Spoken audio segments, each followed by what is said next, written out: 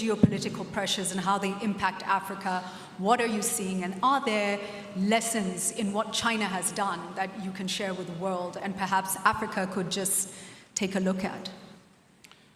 Thank you very much, Julia. Your Excellencies, Generals, Officers, ladies and gentlemen, it is my great honor to attend today's inaugural session of ISCA. It's my first visit to this great country of Rwanda, but I'm sure it will not be my last. Just like all of you, I listened very carefully to His Excellency President Kagami's important speech.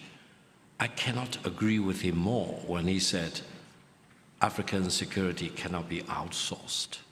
I think President Kagame is not only a great leader of Rwanda, he's a great leader of Africa, and is a great statesman in the world of today.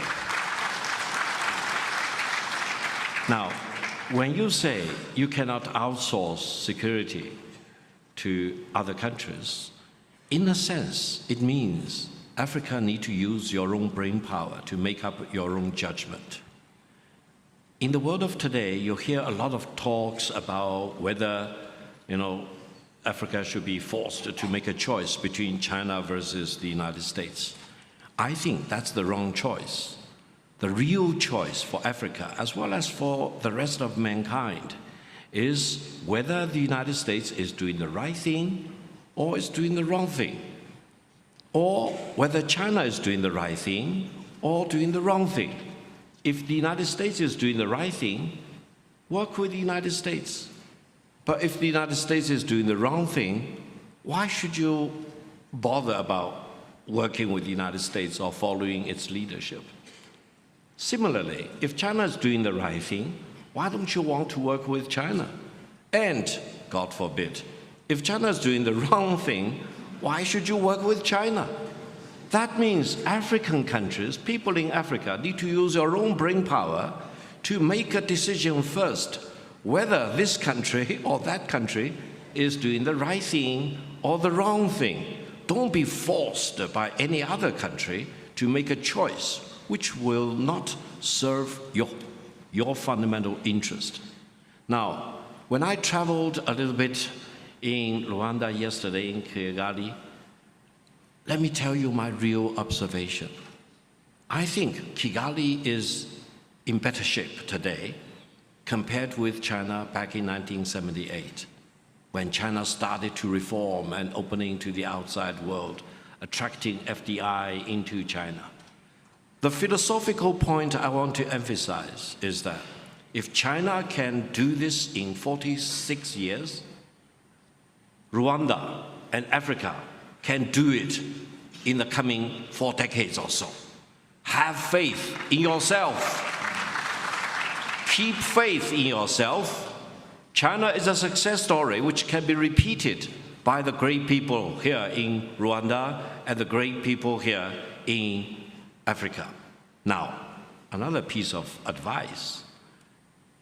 What is the foundation upon which security should be based, not only for Rwanda but for Africa? Security never exists in a vacuum. Security should be based on several things, which are the pillars. One is maintain stability at home. The other one is keep peace with your neighbors. And the third one, as Deng Xiaoping, for whom I had the great honor to work with before, development is the hard truth. Develop, develop, develop.